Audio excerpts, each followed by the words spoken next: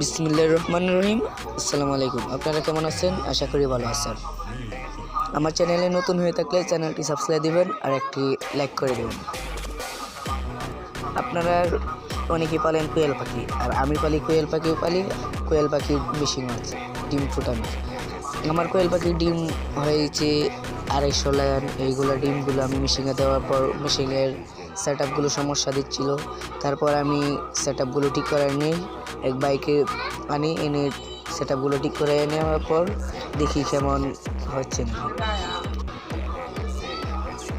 তারপর ঠিক করানো শেষে দেখছি হয় নাকি, দেখি হালকা একটু সমস্যা আছে, একটু কম তাপ হবে। তারপর আবার নতুন করে ঠিক করা নেওয়ার পর নতুন করে আবার ঠিক করা হলে বাদে দেখলাম কীরকম থাকে। আবার ঠিক করানো হয়েছে। আমাদের মেশিনের আর্দ্রতা অনেক কম, প্রায় আর্দ্রতা অনেক কম, মানে 39, আর এনে থাকার দরকার 60।